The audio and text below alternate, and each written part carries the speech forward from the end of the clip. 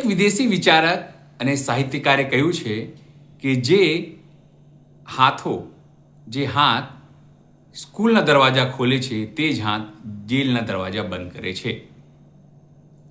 પણ ગુજરાતની વાત કરીએ તો ગુજરાતમાં 2026માં જે આંકડા અપાયા છે તે પ્રમાણે લગભગ 6000 શાળાઓ બંધ કરવામાં આવી છે.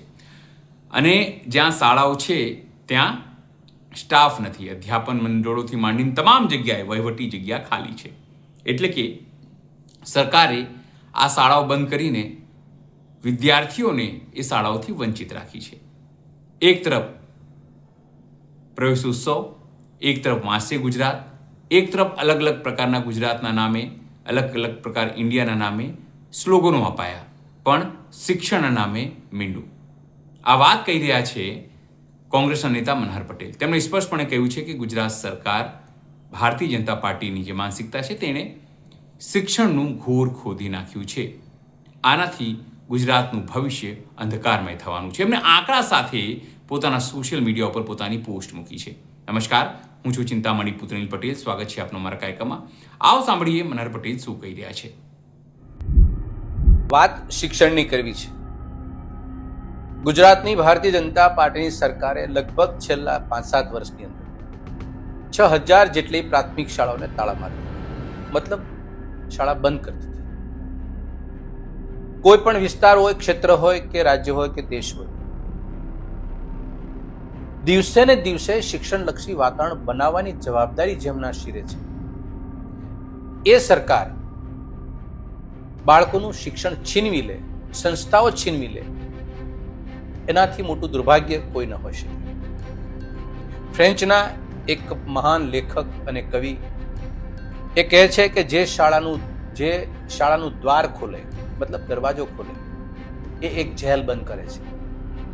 અને એવું માને છે કે એ પોતે શિક્ષણને એવું સમજે છે કે શિક્ષણ જ એકમાત્ર એવો વિકલ્પ છે કે સામાજિક સુધાર લાવી શકે અને અરાજકતા અને ગુનાખોરી ઘટાડવી શકે. આપણે જો આપણા બાળકોને, આપણી પેઢીને શિક્ષણ લાયક ઉચિત એ માધ્યમમાં ઉછેર કરીએ તો. આપણે ગુજરાતમાં બેઠા છીએ. ગુજરાતની ભારતીય જનતા પાર્ટી સરકારે 6000 પ્રાથમિક શાળા બંધ કરવાનો નિર્ણય લીધો. એ કોઈ સહજ નથી. એ ખૂબ મોટા પાયે આયોજન કરી અને લીધેલો લાંબા ગાળાનો નિર્ણય છે. હું એટલા માટે બોલું છું કે આપણે 6.5 કરોડની જનતા આ સરકાર પાસે એવી અપેક્ષિત બનીને બેઠા છીએ કે અમારા બાળકોને ઉચ્ચ શિક્ષણ આપે, ગુણવત્તાસભર શિક્ષણ આપે, ઘર આંગણે શિક્ષણ આપે, તમામ પ્રકારની સુવિધાઓ આપણને ઓછા ખર્ચે આપે. આવી આપણી માંગો છે અને આપણા સપના આપણા બાળકો માટે હોય એ સ્વાભાવિક વસ્તુ છે. આ સપનાને સાકાર કરવા માટે દિવસ રાત મા બાપ પસીનો પાડે, પેટે પાટા બાંધી અને મજૂરી કરે. આ સપના જે હોય એને સાકાર કરવાની માનસિકતા એટલી જ એ રાજ્યની સરકારની હોય છે. મા બાપ અને સરકાર એ બંનેનું ફોકસ આવનારી પેઢી પર હોવું જોઈએ. આ એક સામાન્ય શિરસ્તો બનતો હોવો જોઈએ અને એ રાજ્યનું ભલું થાય. પરંતુ આપણા સૌનું દુર્ભાગ્ય કે બદકિસ્મતી છે કે રાજ્ય સરકારે વેલ પ્લાનિંગ રીતે નક્કી કરી નાખ્યું છે કે તમારા બાળકોને અમારે શિક્ષણ આપવાનું થતું નથી. પણ એવું બોલી તો શકે નહીં, એ આપણને કહી તો શકે નહીં, ભાષણમાં તો કહી શકે નહીં. એટલે એને ક્રોનોલોજી અપનાવી અને ક્રોનોલોજી સમજવા જેવી છે. અને એ ક્રોનોલોજી 4 તબક્કામાં છે. શરૂઆત એને શું કરી? તમારા બાળકોને શિક્ષણ સરકારી શાળામાં ન બેસાડો એના માટે થઈને એને અલગ અલગ 4 પ્રકારના તુક્કા અપનાવ્યા તમારા માટે. પહેલો કે જે શાળા ચાલતી હતી એમાં આરોગ્ય વિશે ફેસિલિટી કે પાણી એને ન આપ્યું, અસુવિધા ઊભી કરી, છતાં પણ તમે લોકો એ બાળકોને ભણાવતા રહ્યા. બીજું એને એમ થયું કે તો પણ ભણાવીશ બાળકોને. પછી એને એની સામે જર્જરિત મકાનના ઓરડા હતા, વર્ગખંડની અંદર પૂરતી સગવડતાઓ નથી, છતાં પણ શિક્ષક છે ને જર્જરિત મકાનમાં ભણશે.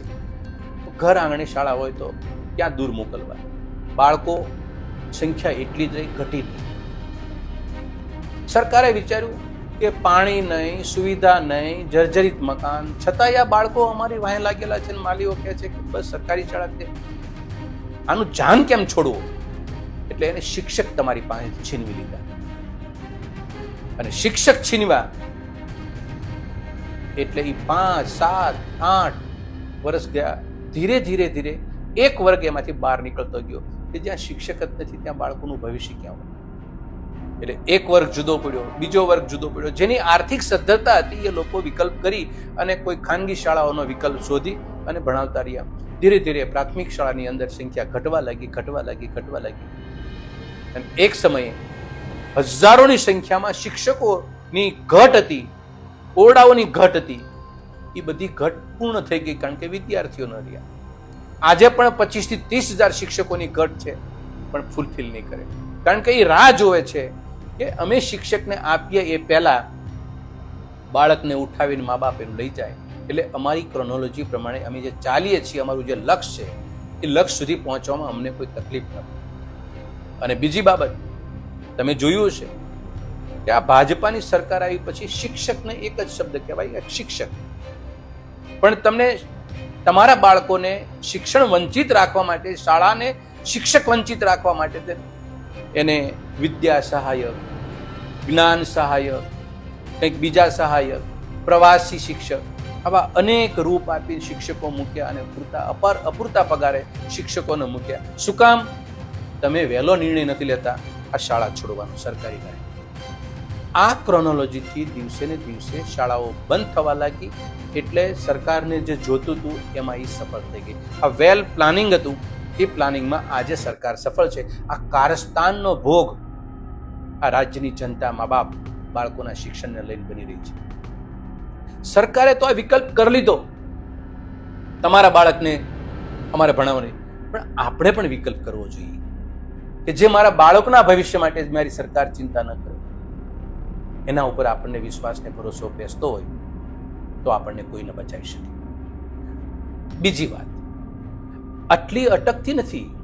જો એનું પ્લાનિંગ ભાજપા સરકારને તો સમૂળગા વિસ્તારને અને રાજ્યને શિક્ષણ વંચિત કરી દેવો છે. એટલે જે વિદ્યાર્થીઓની પરિસ્થિતિ શિક્ષક વગરની શાળા ચાલતી હતી, એ શિક્ષકોની જે ટ્રેનિંગ લેવાય, પીટીસી કોલેજ, અધ્યાપન મંદિર, એવી ગુજરાતના એવા 35 સરકારી રાહે ચાલતા, ગ્રાન્ટી નેટની જોગવાઈની ચાલતા અધ્યાપન મંદિરો છે.